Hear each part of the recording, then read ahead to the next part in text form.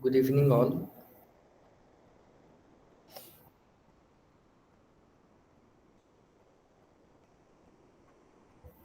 Okay.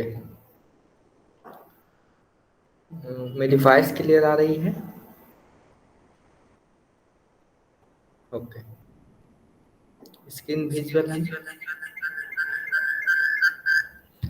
Okay, तो last class में हमने बेसिक चीज़ें कवर की थी और आज हम लोग बेसिकली आप समझ सकते हैं कि अब हमारा चैप्टर स्टार्ट हो रहा है और उसमें कुछ हमने बेसिक क्वेश्चंस किए थे जो कि आगे रिपीट भी होंगी। तो सारी चीज़ें आपको रिपीट सारी चीज़ें इंडिविजुअली चैप्टर्स के रूप में, जैसे टॉर्सन हो गया, उसके बाद बेंडिंग मोमेंट से रिलेटेड जो जितने भी क्वेश्चंस हैं, अब आज अभी देखने वाले हैं स्ट्रेन एनर्जी।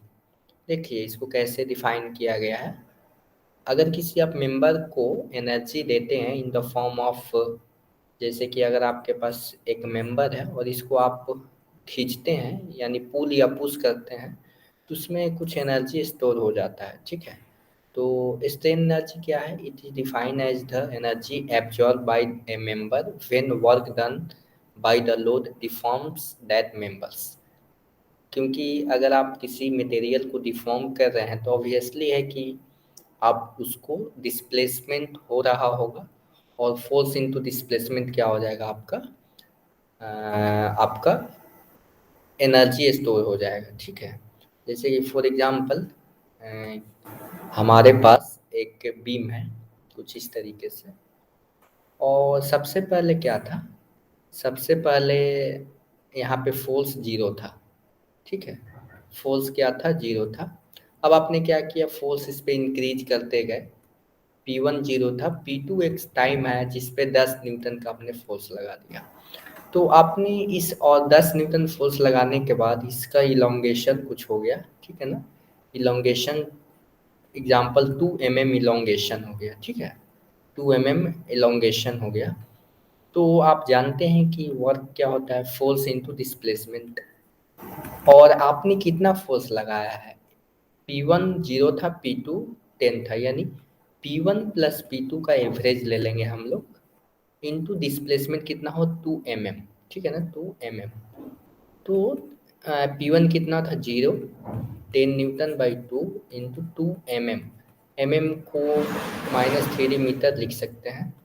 ये आपका इतना वर्क डन हो जाएगा, 10⁻⁻2 जूल। ठीक है, ये आपने क्या किया? जो आपने वर्क डन किया, अगर कोई लॉसेस नहीं हो रहे हैं तो क्या हो जाएगा?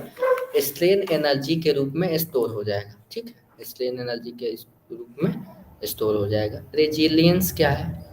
It is defined as the energy absorb by a member within elastic limit. आप जानते हैं कि बहुत सारे ऐसे मटेरियल्स हैं जो कि इलास्टिक बिहेवियर शो करते हैं। तो रेजिलियंस आपका क्या हो जाएगा कि energy absorb by a member within elastic region. कुछ इस तरीके का हमारा ग्राफ होता था ना, और इसमें area of load versus deformation, मतलब फी पी फोर्स और डिफॉर्मेशन यानी डेल्टा का जो कुछ इस तरीके का ग्राफ होता था। तो यहाँ पर जो एरिया, साइडेड एरिया है, इस एरिया को हम लोग क्या बोलेंगे? हमारा की रेजिलियंस है। ठीक है, प्रूफ रेजिलियंस क्या है? It is the define as the maximum energy absorb by a component within the elastic limit. मतलब यह इसका मतलब यह हुआ कि मैक्सिमम एनर्जी कितना एब्जॉर्ब कर सकता है इलास्टिक रीजन में। ठीक है, उसको हम लोग बोलेंगे कि प्रूफ रेजिलियंस है। प्रूफ रेजिलियंस क्या है?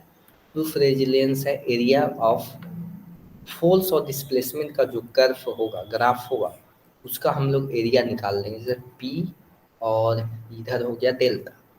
कुछ इस तरीके का हमारा ग्राफ होता है किसी माइल्ड स्टील का, जैसे कि इस तरीके का।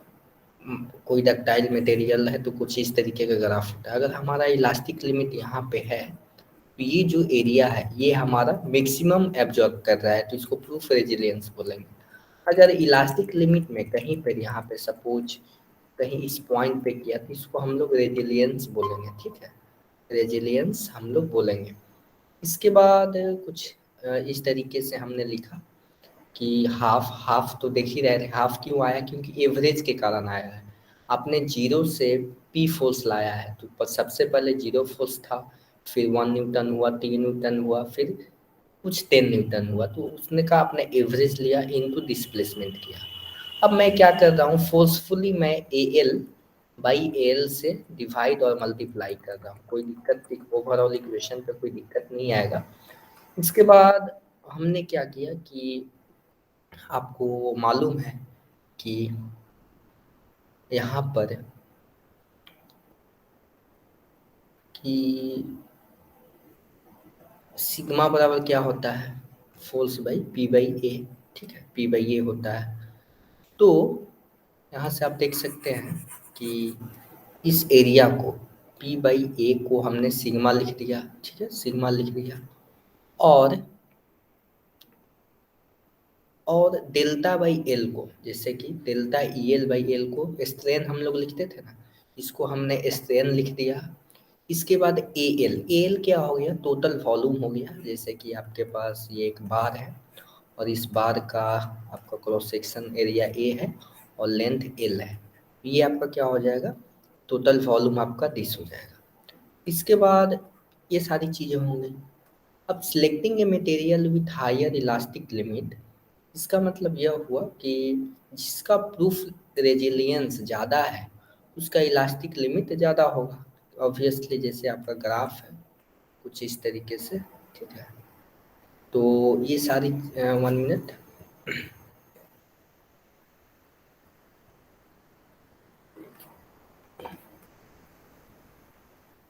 तो selecting a material with lower Young modulus E less and uh, providing dimension in such a way that volume should be more, ये सारी चीज़ें हैं प्रूफ रेजिलियंस के बारे में।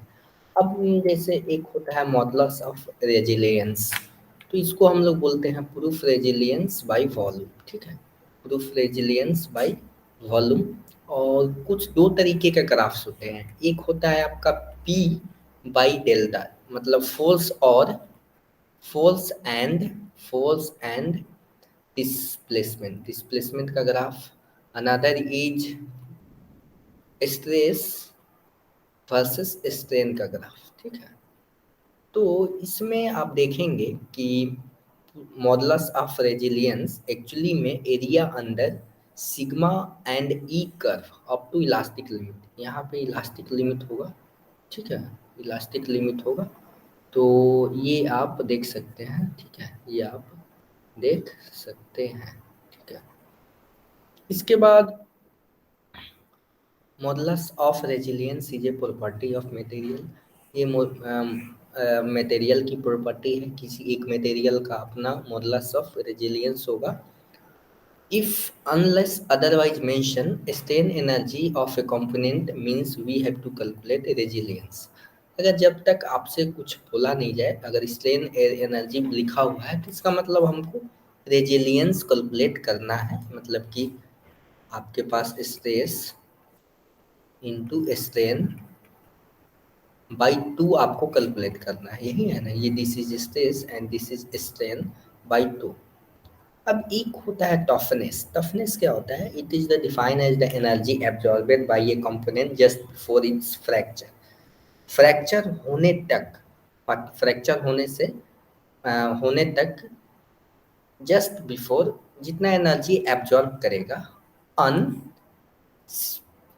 कहाँ पे, ये आपका फोर्स और डिस्प्लेसमेंट के ग्राफ पे, उसको टफनेस बोलेंगे। मॉडुलस ऑफ टफनेस किसको बोलेंगे, अगर वॉल्यूम से अगर डिवाइड कर देंगे तो आपका मॉडुलस ऑफ टफनेस हो जाएगा, ठीक है।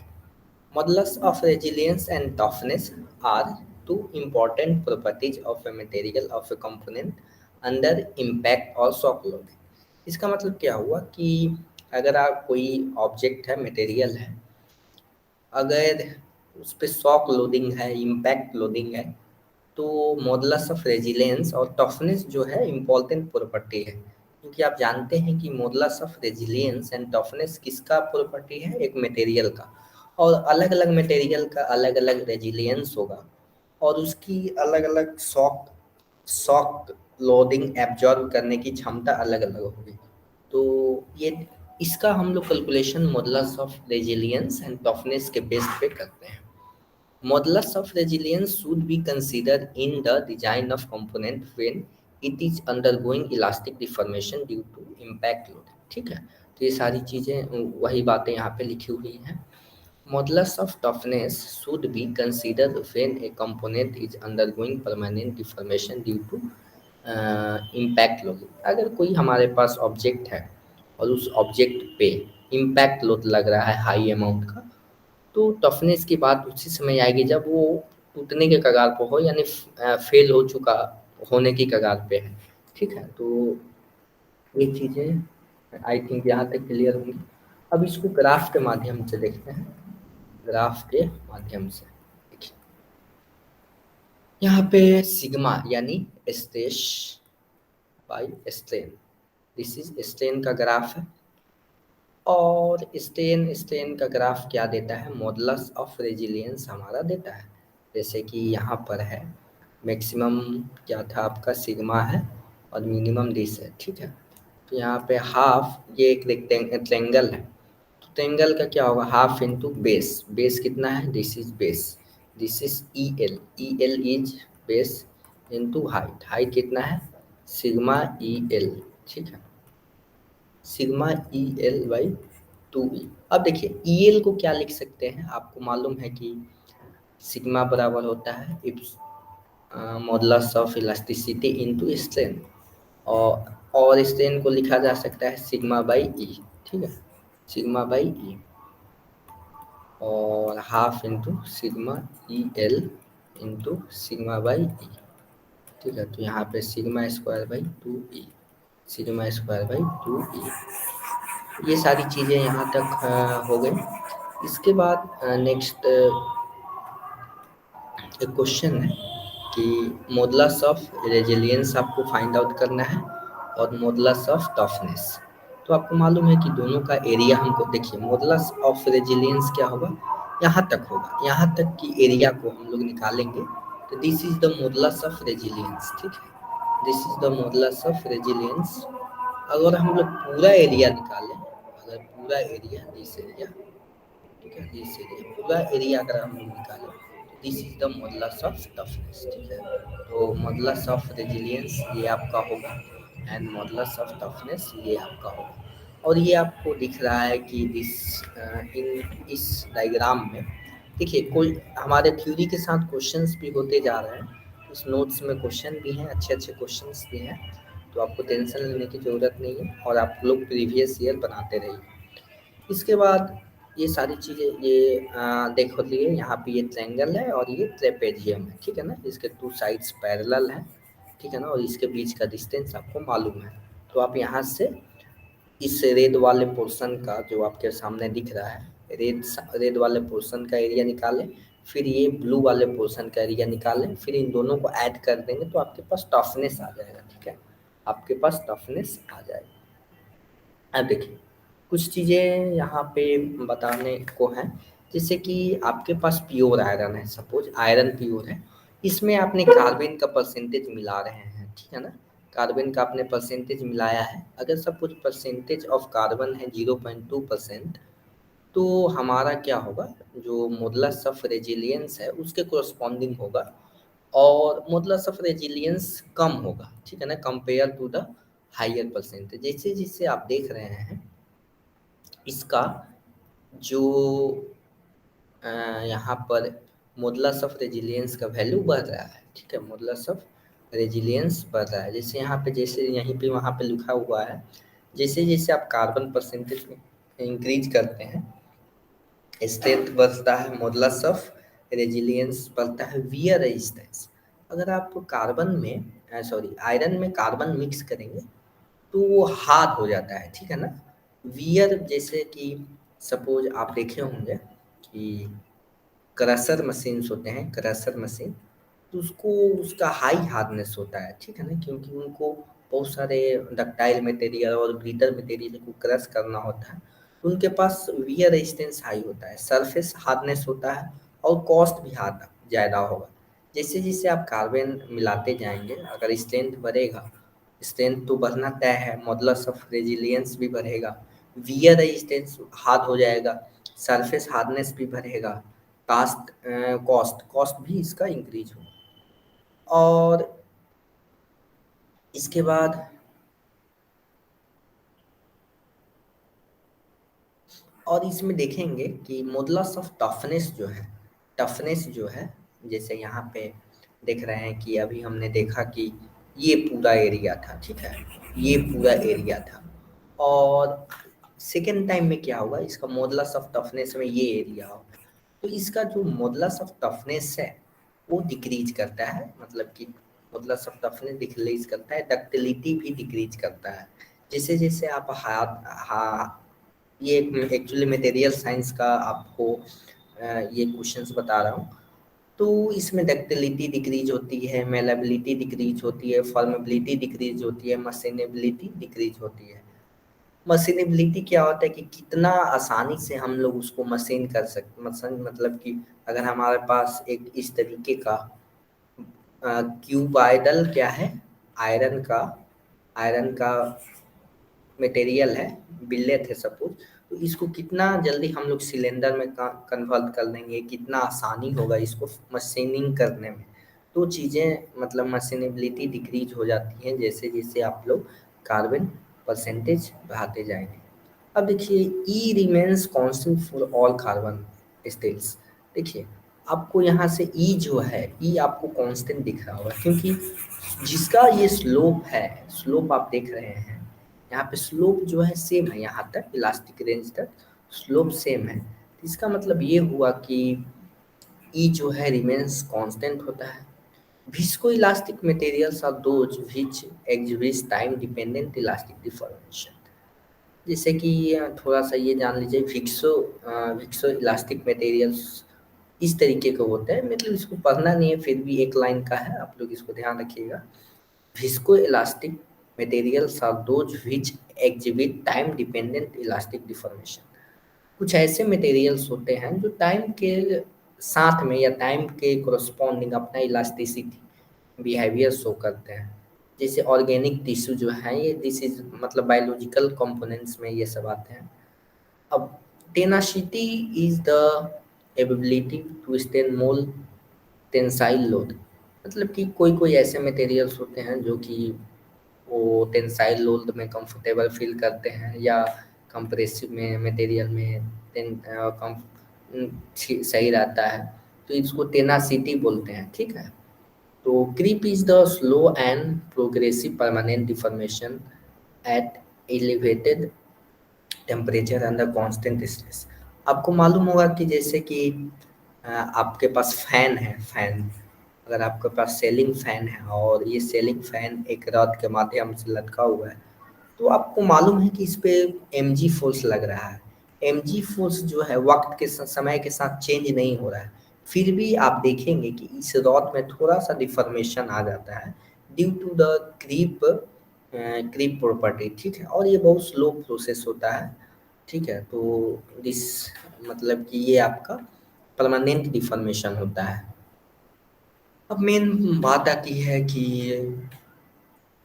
स्ट्रेन एनर्जी के बारे में। स्ट्रेन एनर्जी, अगर आपके पास सपोज यहाँ पे एक्सियल लोड है, पी फोर्स लग रहा है, ठीक है ना, और ये एक सेक्शन है, और आप पूरे सिस्टम में, इस पूरे बार में कितना आपका एनर्जी स्टोर हुआ, इसको आप कैलकुलेट करना चाहते हैं, और या किसी जैसे कि 0 से एल है, 2 मीटर है, लेकिन आप चाहते हैं कि नहीं, मैं 0 से 1 मीटर तक ही एनर्जी मैं चाहता हूँ कितना स्टोर हुआ, तो आप इस मेथड से आप एनर्जी निकाल सकते हैं। ये डिफरेंशियल मेथड है, मतलब इंटीग्रल फार्मूला है, और इसमें ज़्यादा टेंशन लेने वाली बात नहीं है। जैसे कि इसको प्रूफ करते हैं, यहाँ पे मैंने dx एलिमेंट लिया, और dx एलिमेंट में कितना एनर्जी एब्जॉर्ब हो रहा है उसको पहले मैंने कैलकुलेट किया, फिर इंटीग्रेट कर दिया, ठीक है, फिर मैंने इंटीग्रेट कर दिया। तो ये चीज़ें हो गई strain energy of A bar in axial load. इसके बाद strain energy of a beam under bending. Bending के कंडीशन में हमारा strain energy of a beam under bending, bending के कोरस्पॉन्डिंग आपका ये आपका स्ट्रेन एनर्जी होगा, ठीक है। और इसमें कुछ लिमिटेशंस हैं। shear for effect are neglected because shear deformation are very small compared to the deformation in bending। तो इसमें एक आपके पास एजम्पशन है कि इसको यूज वहीं करेंगे जहाँ पे हम लोग शेयर फोर्स को नेग्लेक्ट करेंगे, क्योंकि शेयर फोर्स के कारण बहुत कम डिफॉर्मेशन आता है। अब स्ट्रेन एनर्जी इन ए शाफ्ट अंडर टॉर्शन, टॉर्शन के कारण आपका ये फॉर्मूला हो जाएगा जिसमें टॉर्क है, पोलर मोमेंट ऑफ इनर्शिया है, ठीक है। इसके बाद यहाँ पर देखिए strain energy of A prismatic bar under pure axial load. Pure axial load के कोरस्पॉन्डिंग क्या होगा हमारा, वो चीज़ें यहाँ पे दिखना है। Suppose this is your L length, इसका लेंथ एल है और इसका क्रॉस सेक्शन एल या कुछ आपका ए है, ठीक है ना। प्रिज्मेटिक है तो ए होगा। और लेंथ के कोरस्पॉन्डिंग ये ना तो इंक्रीज कर रहा है ना डिक्रीज कर रहा है, ये कांस्टेंट है तो ए कांस्टेंट हो जाएगा, ई भी कांस्टेंट होगा, पी भी कांस्टेंट होगा, ठीक है। तो आप देख सकते हैं P X X by two A E integration A से बी डी एक्स, ठीक है। तो ए से बी मतलब जीरो से लेकर एल तक, ए की जगह जीरो हो जाएगा और बी की जगह एल हो जाएगा।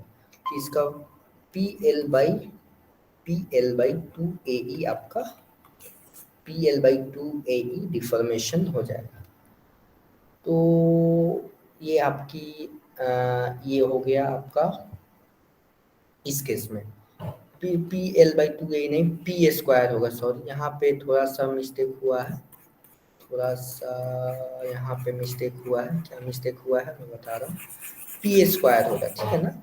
P square L by two A, ठीक है। यहाँ पे ये आपका स्ट्रेन एनर्जी एब्जॉर्ब होगा due to the force P, ठीक है, इन कांस्टेंट क्रॉस सेक्शन। तो वही चीज़ें यहाँ पे लिखी हुई हैं, यहाँ पे लिखी हुई हैं और यहाँ पे लिखी हुई है, देखिए ये। अब इसको थोड़ा सा मैं क्या कर रहा हूँ, फोर्सफुली मैंने ए से मल्टीप्लाई किया, ए से डिवाइड किया और पी बाई ए को क्या लिख सकते हैं, सिग्मा ए लिख सकते हैं। और एक अनदर पी है पी एल बाई ए ई, इसको लिख सकते हैं स्ट्रेन इनटू वॉल्यूम, ठीक है। ये आपका वॉल्यूम हो जाएगा।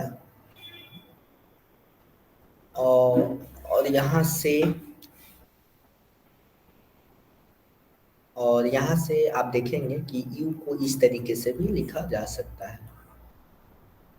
अब here resilience correspond to the axial load P, sigma A equal to sigma EL। तो ये सारी चीज़ें आप प्रिज्मेटिक बार के लिए थी। अब strain energy of A tapered member, तो टैपर्ड मेंबर के लिए कुछ इस तरीके से निकालते हैं कि जैसे हमारे पास एक टैपर्ड मेंबर है, ठीक है, इसका D1 है और ये D2 है, ठीक है। तो आप और या इसको इस तरीके से भी बना सकते हैं, मैं दूसरा फिगर बनाता हूँ। एक्चुअली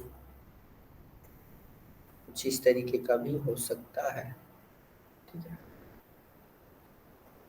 ठीक है।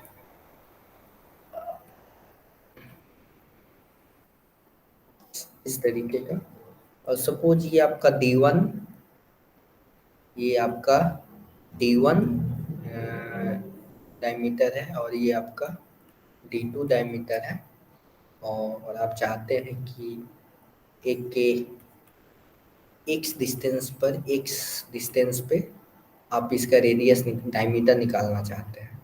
तो डायमीटर ये हो जाएगा, ठीक है ना, ये डायमीटर हो जाएगा D1 plus D2 minus X Y. ये लीनियर वेरी कर रहा है तो लीनियरली वेरी करेगा। इसके बाद यहाँ पर इसको जब आप कैलकुलेट करेंगे पी एक्स स्क्वायर ए और यहाँ पे एरिया जो था P X X square X two A E, तो एरिया जो है इसमें चेंज हो रहा है, तो उस एरिया को यहाँ पे लिखेंगे और उसके कोरस्पॉन्डिंग इंटीग्रेट करेंगे तो आपका ये चीज़ें आएंगी, ठीक है। और अनदर मेथड है कि पी तो वही है, डिफॉर्मेशन क्या होता है, डिफॉर्मेशन जो है हमारा 4PL/π d1 d2 * e, तो ये सेकेंड मेथड हो गया, ठीक है, सेकेंड मेथड हो गया। इसके बाद for given axial load and material, you जो है जो हमारा किससे वेरी कर रहा है, लेंथ और ए पे डिपेंड कर रहा है। इसके बाद strain energy of A prismatic bar under self weight. अभी तक हम लोग बॉडी का मेंबर नेग्लेक्ट कर रहे थे, लेकिन अब हम लोग सेल्फ वेट लेंगे और सेल्फ वेट के कारण कितना हमारा वेरिएशन होगा वो देखेंगे।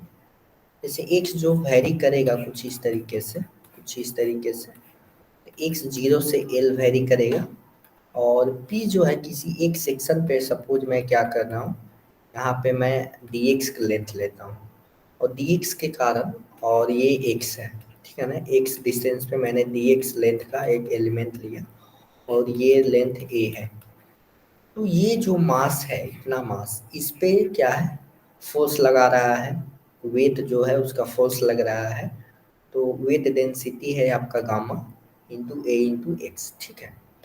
और यहाँ से वेट को लिखा जा सकता है गामा इंटू ए इंटू एल, ठीक है, गामा इंटू ए इंटू एल, और गामा इंटू ए को लिख सकते हैं W/L, W/L इंटू एक्स, ठीक है। तो ये चीज़ें यहाँ तक आई थिंक क्लियर होंगी। अब इसको सिंपली आपको इस इंटीग्रल में रखना है, पी का वैल्यू रखेंगे, डी एक्स का वैल्यू रखेंगे और इंटीग्रेट करेंगे तो आपको ये आएगा वेट के फॉर्म में और डेंसिटी के फॉर्म में, दोनों इक्वेशन एक दूसरे से रिलेटेड है, आप इसको कर सकते हैं। अब देखिए इसमें जो है under the self weight, if all the dimension of a prismatic bar becomes double then its strain energy due to self weight increases by 32 times।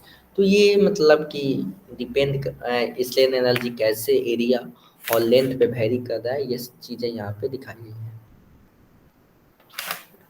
इसके बाद अब आपके पास एक है कि स्ट्रेन एनर्जी ऑफ कोनिकल बार है कुछ इस तरीके से, ठीक है, और इसमें पी फोर्स कुछ इस तरीके का कोनिकल बार है अंडर सेल्फ वेट के कारण कितना हमारा एनर्जी स्टोर होगा। तो एनर्जी स्टोर सबसे पहले तो इसका वेट कितना होगा, ठीक है ना, वेट हमारा होगा गामा ए एल बाई 3, ठीक है, ये हमारा वेट होगा, और ए एक्स एक्स, ठीक है, ए एक्स एक्स ई, और स्ट्रेन एनर्जी हमारा कुछ इस तरीके का होगा, ठीक है। अब अब क्वेश्चंस पे आते हैं कि इसमें सबसे पहले तो ये प्रिज्मेटिक बार है और इसमें कुछ क्रॉस सेक्शंस पे लोड लग रहा है, इसका क्रॉस सेक्शनल एरिया ए है और इस मेंबर का, और इसका A/2 है, इलास्टिक मॉडुलस ऑफ इलास्टिसिटी सबका ई है। तो अभी देखे थे कि यू जो था इस केस के लिए P² L/2AE। तो सबसे पहले मैं क्या करूँगा, इतने पोर्शन का स्ट्रेन एनर्जी निकालूंगा, ठीक है ना, या सबसे पहले आप BC पोर्शन का भी निकाल सकते हैं और किसी का भी निकाल सकते हैं। तो देखिए सबको इसको बारी बारी से हम लोग देख रहे हैं। सबसे पहले मैंने क्या किया कि जो U1 है P²/1 मिनट, देखिए सबसे पहले मैंने क्या किया, इस पोर्शन का निकाला और दिस पोर्शन और ये जो पोर्शन है AB portion plus CA portion, दोनों क्या हो जाएगा 2 इंटू ए बी हो जाएगा, दोनों सेम ही जैसा है, तो इसमें 2L से मल्टीप्लाई कर देंगे क्योंकि फोर्स जो है हमारा कि सेम ही ट्रांसमिट होगा। देखिए P² L/2 AE ये फार्मूला लिखा गया है, ठीक है ना, फार्मूला लिखा हुआ है एक्चुअली में। और यहाँ पे p का वैल्यू 3p² है, ठीक है ना, p² into L into two. Two से क्यों मल्टीप्लाई किया गया है, क्योंकि टू मेंबर्स सेम है, सेम जैसे टू मेंबर्स हैं। तो ये आपका ये चीजें हो गई। इसके बाद क्वेश्चंस और हैं, इस क्वेश्चंस को आप लोग प्रैक्टिस कीजिएगा, आपको ये चीज़ें समझ में आ जाएंगी। और देखिए, determine the strain energy of bar in shown in figure. तो ये तो अभी हमने देखा था कि क्या होगा due to the P force, ठीक है। इसमें अब देखेंगे कितना होगा, तो ये भी आप लोग निकाल सकते हैं, सेम क्वेश्चन है। और इसमें भी आप देख सकते हैं कि थर्ड में भी आप निकाल सकते हैं। तो सारे ये क्वेश्चन आसान है, ठीक है ना, ये आसान है। आपको p²L/2 AE निकालना है। इस पोर्शन के लिए ए क्या होगा, इस पोर्शन के लिए एरिया ऑफ क्रॉस सेक्शन क्या होगा, ये चीज़ें आप निकाल सकते हैं। इसके बाद कुछ अलग टाइप का क्वेश्चंस देखते हैं। For the arrangement of springs as shown in the figure, determine strain energy of each spring, ठीक है। ओके, तो आप देखिए, सबसे पहले ये स्प्रिंग है और किसी दो रिजिड बॉडी के बीच में फिक्स है। इस पे पी फोर्स लगा रहे हैं, तो ये कहीं ना कहीं अपोज करेगा, ठीक है ना, अपोज करेगा। और इसका जो के का वैल्यू है जो हमारा 4K है, ठीक है ना, 4 एक्चुअली में आपका। अब देखिए, और यहाँ पे रिएक्शन सपोज मैंने RA जनरेट हो रहा है, RA, और इधर आपका RC जनरेट हो रहा है, ठीक है ना, RC जनरेट हो रहा है। तो कितना हमारा फोर्स एक्चुअली में एब्जॉर्ब होगा इसमें। तो सबसे पहले R A and R C निकालेंगे, R A and R C निकालेंगे। और आर ए का जो वैल्यू है p/4, आप कैलकुलेट करके देखिएगा, आ जाएगा। और आर सी का वैल्यू दिस है। तो सबसे पहले इस पोर्शन का स्ट्रेन एनर्जी निकालेंगे, फिर इस पोर्शन का स्ट्रेन एनर्जी निकालेंगे। यू जो है ½ k x² plus ½ k x², ये तो फार्मूला लिखा हुआ है एक्चुअली में। के का वैल्यू के है और x² कैसे निकालेंगे, जैसे कि पी जो है हमारा, पी जो है 4 × kx के बराबर हो जाएगा। और यहाँ से x का वैल्यू आप निकाल के स्क्वायर कर दीजिए, तो ये क्वेश्चन भी आपसे सॉल्व हो जाएगा। इसके बाद strain energy of A prismatic beam under bending, bending के कंडीशन में हमारा क्या होगा वो हमको निकालना है। देखिए, सबसे पहले मैं एक क्रॉस सेक्शन लूँगा, और इस क्रॉस सेक्शन के माध्यम इस पे कितना एक सेक्शन पे हमारा बेंडिंग मोमेंट लग रहा है, बेंडिंग मोमेंट लग रहा है। ई जो है कांस्टेंट है, और आई एक्स एक्स जो है बी डी क्यू है। जैसे कि न्यूट्रल बॉडी, यहाँ से जब आप इसका मोमेंट ऑफ इनर्शिया निकालेंगे आई एक्स एक्स, तो बी डी क्यू/12 होगा, बी डी क्यू/12 होगा, ठीक है, बी डी क्यू/12 होगा। और यहाँ से ये फार्मूला बेसिकली अभी मैंने बताया था, ये होगा। अगर इस पे कांस्टेंट मोमेंट लग रहा है, यहाँ पे मोमेंट कांस्टेंट है, तो ये डायरेक्ट फार्मूला हो जाएगा, ठीक है, ये डायरेक्ट फार्मूला हो जाएगा। और यहाँ से आई का वैल्यू आप देख ही रहे हैं कि आई बराबर है bd⁴/12, ठीक है, bd⁴/12। सेकेंड मेथड क्या है कि आपको मालूम है कि किसी मेंबर पे, सपोज आपके पास एक मेंबर है और इस पे आप एम मोमेंट लगा रहे हैं। तो सबसे पहले m1 तो 0 होगा, और m2 क्या होगा, m होगा। तो इसका एवरेज क्या होगा, m + m/2, यानी m/2 हो जाएगा, ठीक है। तो ये आपका एवरेज मोमेंट लग रहा है इनटू थीटा। कितना डिफ्लेक्शन हुआ, तो वो आप निकाल सकते हैं डिफ्लेक्शन। जैसे कि डिफ्लेक्शन आपने पढ़ा था ना, PL/A। तो उसी तरीके से सिमिलर P के जगह पे M आ जाएगा, L की जगह पे L आ जाएगा, A की जगह पे मोमेंट ऑफ इनर्शिया आ जाएगा, और E की जगह पे E रहेगा। तो इस तरीके से आप एक दूसरे को रिलेट कर करके इसको ध्यान में रख सकते हैं, ठीक है, सिमिलरिटी का कंसेप्ट लगाकर इसके बाद कुछ क्वेश्चंस हैं, और इस क्वेश्चंस करने से पहले सबसे पहले तो आपको रिएक्शंस निकालने पड़ेंगे। देखिए ये जो है 2m जो है क्लॉकवाइज डायरेक्शन में है, तो मैं क्लॉकवाइज डायरेक्शन को निगेटिव लेता हूँ और क्लॉकवाइज डायरेक्शन को निगेटिव एंड काउंटर क्लॉकवाइज को पॉजिटिव ले रहा हूँ अगर।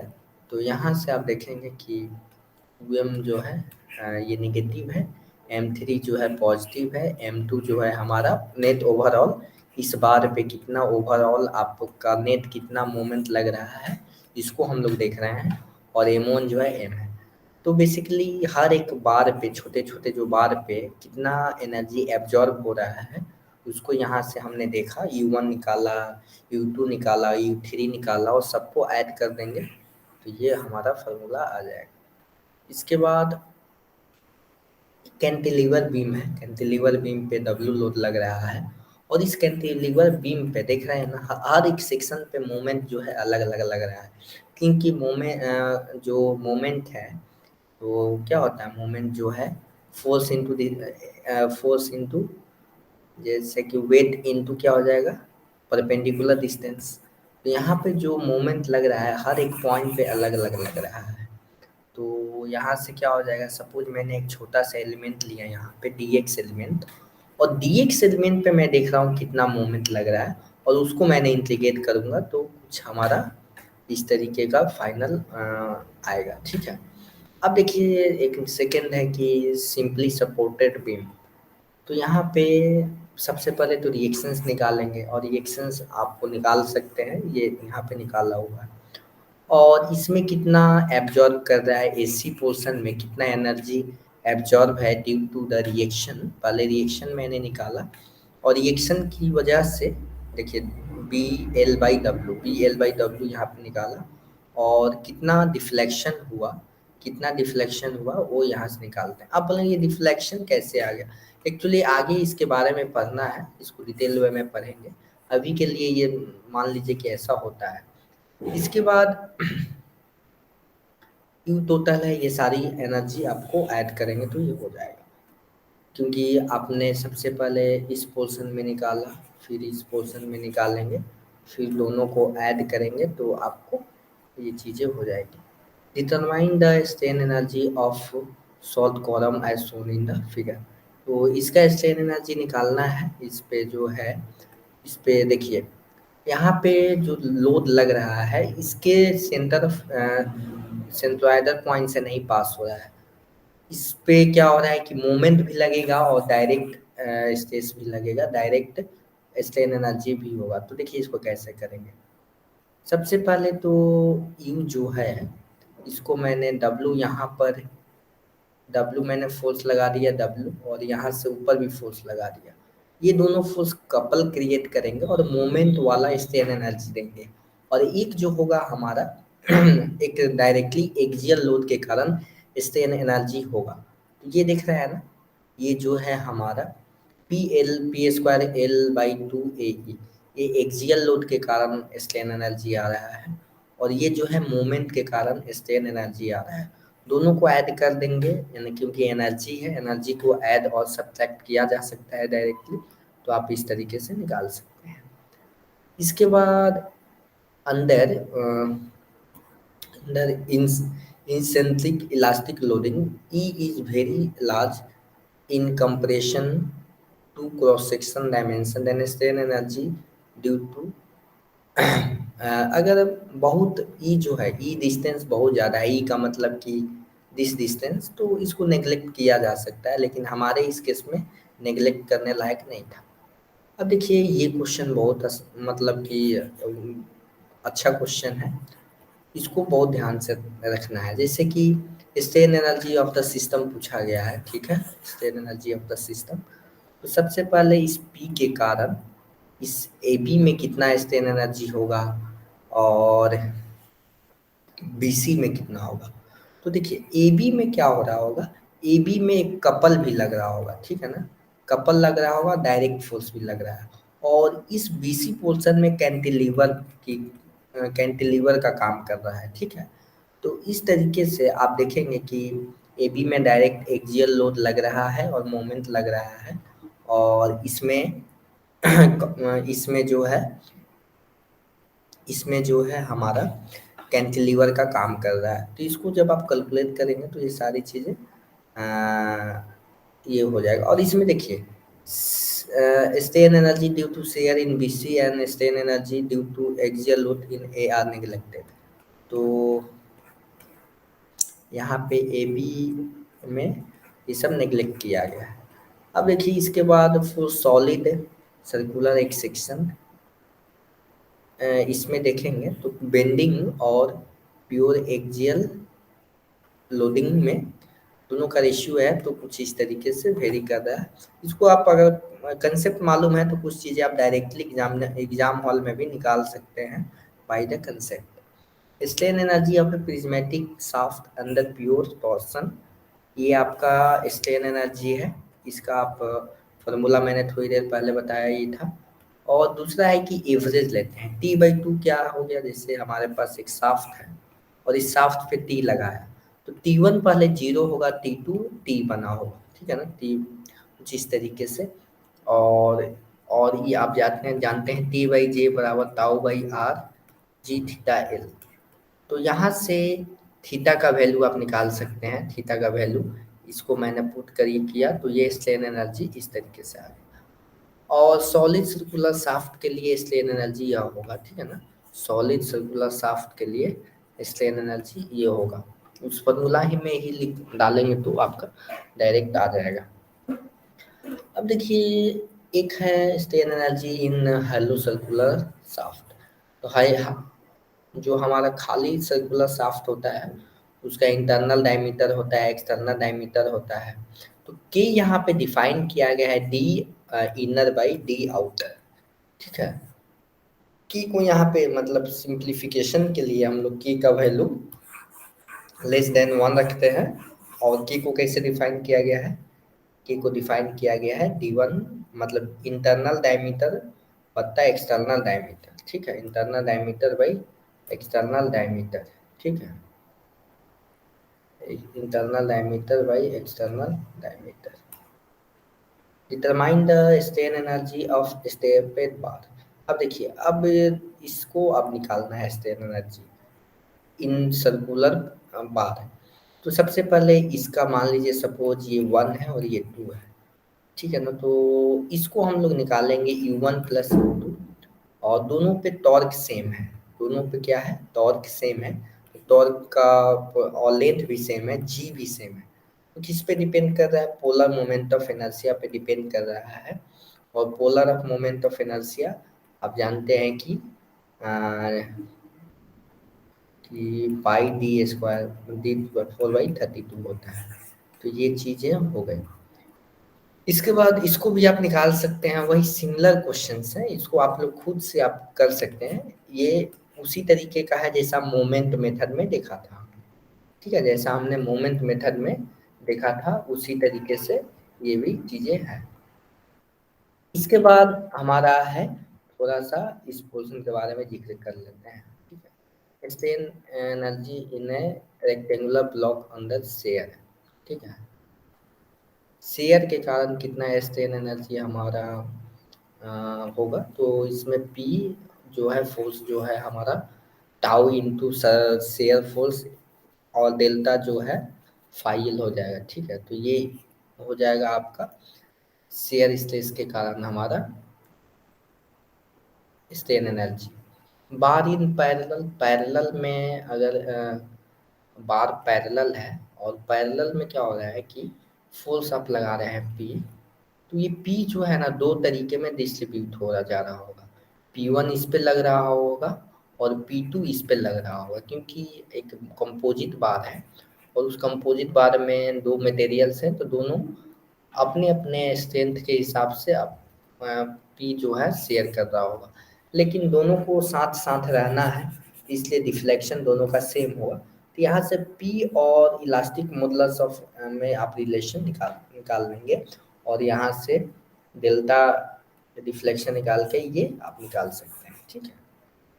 इसके बाद सिग्मा 1 सिग्मा 2 इस तरीके से रिलेशन निकाल सकते हैं कि दोनों में तो डिफ्लेक्शन सेम होगा, तो डिफ्लेक्शन का फॉर्मूला क्या होता है, पी एल बाई ए ही, और पी एल बाई ए ही को सिग्मा वन लिख सकते हैं, तो सिग्मा वन सिग्मा टू में इस तरीके से रिलेशन है। और जैसे ही आपको P1 P2 मालूम है कि दोनों में कंपोजिट बार में शेयर होगा, तो सिग्मा ए वन इंटू सिग्मा ए वन लिख सकते हैं और डिफ्लेक्शन का फॉर्मूला लिख सकते हैं। तो फाइनली देखिए, इसमें आपको कंसेप्ट ध्यान रखना है, डेल्टा एल बराबर होता है पी एल बाई ए ई, और कंपोजिट में पी जो होगा P1 प्लस P2 होगा, और दोनों का डिफ्लेक्शन सेम होगा। तो इस तरीके से आप एक दूसरे क्वेश्चन प्रैक्टिस करेंगे तो आपको ये कमांड हो जाएगा इस पोर्शन पे। अब एक होता है इक्विवेलेंट कैलकुलेट ई, जैसे कि सपोज हमारे पास ये दो मटेरियल है, उन दोनों मटेरियल का अलग अलग मॉडुलस ऑफ इलास्टिसिटी है, E1 E2 है, लेकिन मैं चाहता हूँ कि एक हाइपोथेटिकल ई, एक ऐसा मटेरियल बनाऊँ जिसका ओवरऑल पूरा ई हो, तो उसका ई इक्विवेलेंट कितना होना चाहिए, तो इस तरीके से आप इसको निकाल सकते हैं, ठीक है ना, उस मटेरियल का ई इस तरीके से निकाल सकते हैं। ये फॉर्मूला आया कहाँ से, यहाँ से आया, ठीक है, यहाँ से आया। और थर्मल स्ट्रेसेस, अब जिक्र आती है थर्मल स्ट्रेस के कारण कितना हमारा डिफ्लेक्शन होगा, क्या होगा। जैसे देखिए, दो तरीके का स्ट्रेस जनरेट होगा, एक तो मैकेनिकली हम लोग फोर्स लगा रहे हैं, और एक होगा कि थर्मल टेम्परेचर के कारण स्ट्रेस जनरेट होगा। सपोज आप बताइए, यहाँ पे अगर एक स्पेस में अगर बार रखा हुआ है, और ये बार टेम्परेचर चेंज हो रहा है इन्वायरमेंट का, तो इन्वायरमेंट का टेम्परेचर चेंज होगा, तो इसके बाद में या तो इलोंगेट होगा या कंप्रेस होगा। लेकिन इसमें टेंशन कब आएगा या कंप्रेशन कब आएगा, यानी स्ट्रेस कब आएगा, जब इसको आप रोकिएगा। अगर अगर आप कोई काम कर रहे हैं और काम करने में कोई बाधा नहीं आ रही है, तो आप टेंशन फ्री हैं। उसी तरीके से इस बार को कोई रोकने वाला नहीं है इलोंगेट करने से, तब तक इसके पास स्ट्रेन तो है लेकिन स्ट्रेस नहीं है, क्योंकि इसको रोकने वाला कोई नहीं है, ठीक है ना। तो यहाँ से आप देख सकते हैं कि थर्मल स्ट्रेस कब जनरेट होगा, उस समय जनरेट होगा जब उसको कोई रोकने वाला होगा, ठीक है ना। फ्री एक्सपेंशन के केस में क्या होगा कि वो तो इलोंग स्ट्रेन तो रहेगा लेकिन स्ट्रेस जीरो रहेगा, ठीक है ना, स्ट्रेन तो रहेगा लेकिन स्ट्रेस जीरो रहेगा। अब देखिए कि अगर डेल्टा एल इंक्रीज कर रहा है ड्यू टू द टेम्परेचर, तो अल्फा थर्मल एक्सपेंशन कोफिशिएंट है, टी कितना डिग्री से हमारा टेम्परेचर इंक्रीज किया, और एल कितना था हमारा इनिशियल लेंथ, ठीक है ना।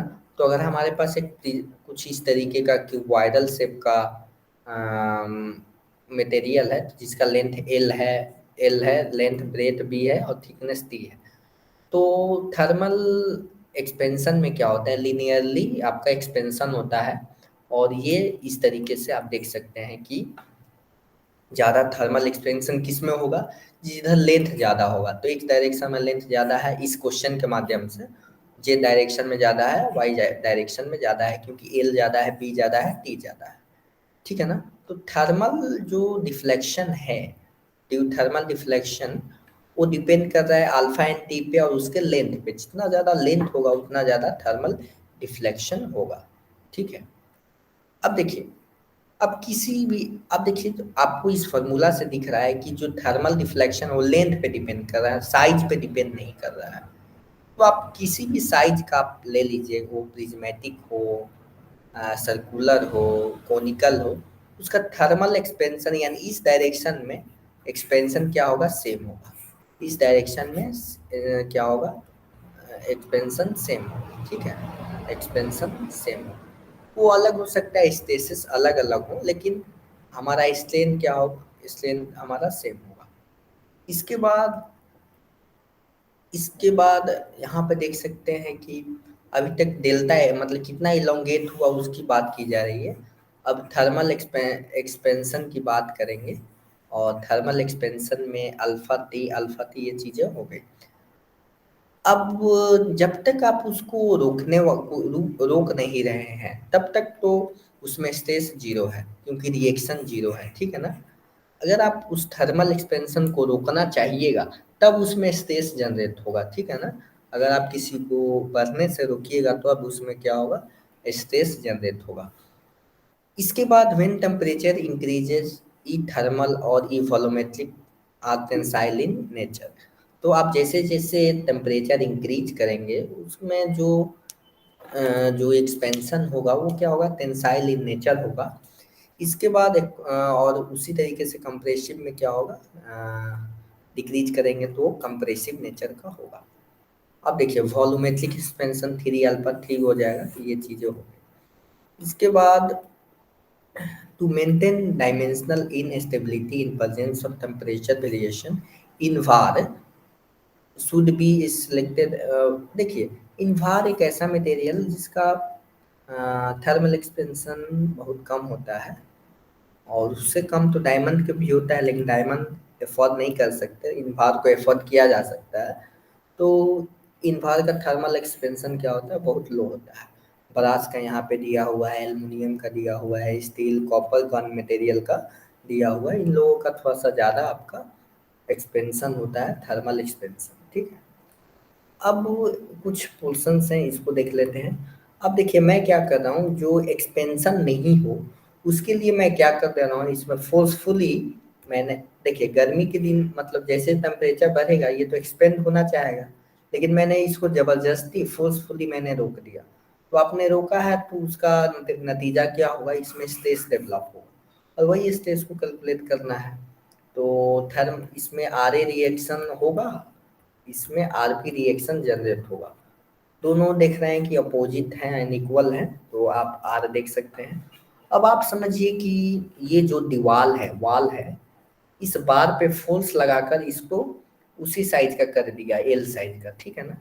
तो पहले क्या हो रहा था कि एल अल्फा टी के कारण ये तो एक्सपेंड हुआ, लेकिन जो रिएक्शन फोर्स लगा वो इसको कंप्रेस करके टोटल डिफॉर्मेशन 0 ला दिया। तो यहाँ से जो फोर्स होगा आप निकाल सकते हैं, एप्टीट्यूड है और कुछ इसमें है नहीं, और सिग्मा थर्मल और सिग्मा एक्सियल इस तरीके से आप यहाँ पे देख सकते हैं। इसके बाद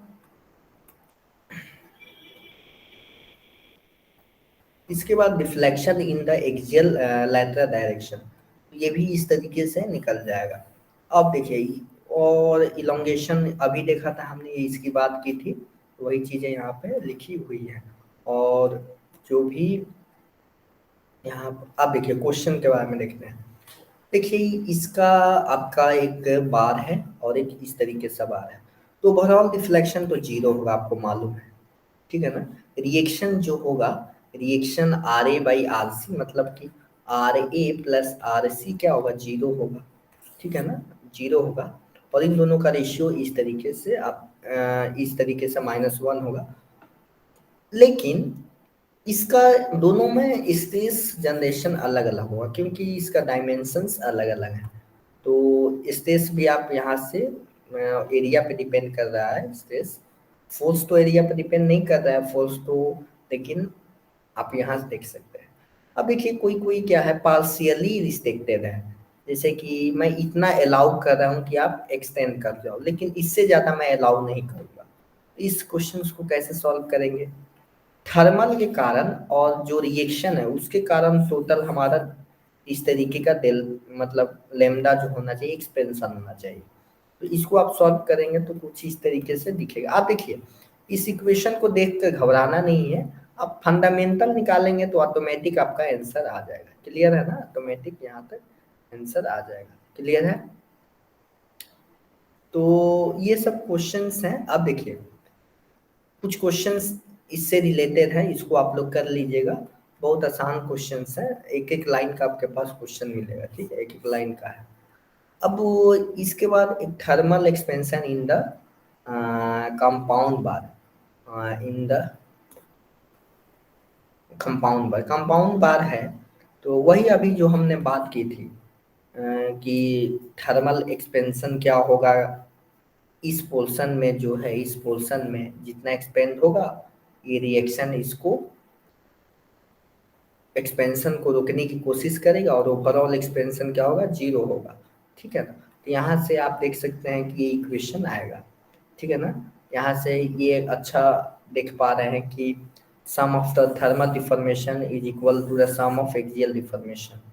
ठीक है, सम ऑफ एक्सियल डिफॉर्मेशन। तो आई थिंक यहाँ इसके बाद पैरेलल बार्स, मतलब जो बार पैरेलल है उस केस में क्या होगा कि दोनों का इलोंगेशन तो सेम होगा, लेकिन दोनों साथ साथ इलोंगेट होंगे, क्योंकि एक दूसरे के साथ जाना है। जैसे ये दोनों चिपके हुए हैं, ये दोनों मटेरियल चिपके हुए हैं, तो ये दोनों को एक साथ इलोंगेट होना पड़ेगा।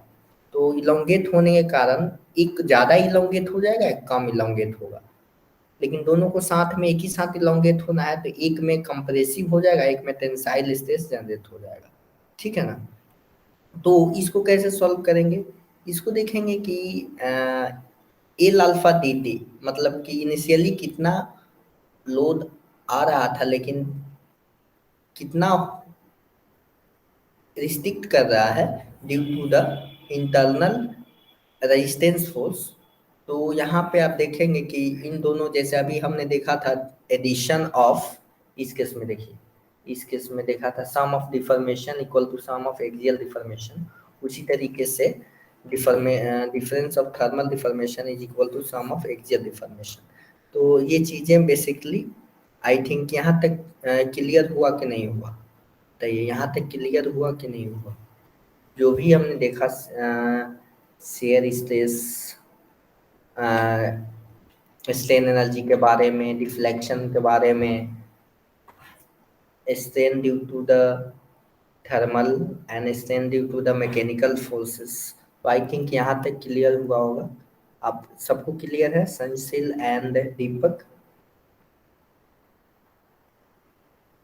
तो मैंने इसका नोट्स मैंने आपको भेजा हूँ। ओके, तो मैं आज यहीं तक रहने देता हूँ। नेक्स्ट क्लास में हम लोग देखेंगे, नेक्स्ट क्लास में हम लोग शेयर फोर्स और बेंडिंग मोमेंट डायग्राम देखेंगे। ठीक है, तो बेसिकली स्ट्रेन एनर्जी बहुत अच्छा चैप्टर है, इसको आप लोग देखिएगा। और thermal expansion due to the thermal due to the temperature difference and mechanical का कॉम्बिनेशन हमने देखा। और इसमें जो क्वेश्चंस हैं इसको कीजिए, एक्चुअली में जो क्वेश्चंस हैं प्रीवियस ईयर्स के ही क्वेश्चंस हैं। तो दो चार देखिए नोट्स इसमें है कि इतने क्वेश्चंस हैं कि जो गेट में पूछे जाते हैं, ईएसी में भी पूछे जाते हैं, वो भी क्वेश्चंस हैं, आपको सिर्फ प्रैक्टिस करना है। ठीक है, कंसेप्ट मैंने बता दिया, और इसको अगर इसको पढ़िएगा, अगर कोई भी डाउट आता है तो फिर से मेरे से पूछिएगा। व्हाट्सएप से पूछ सकते हैं, कॉल कर सकते हैं, सारी फैसिलिटीज़ है, ईमेल कर सकते हैं। ठीक है, तो आई थिंक यहाँ तक क्लियर हुआ होगा।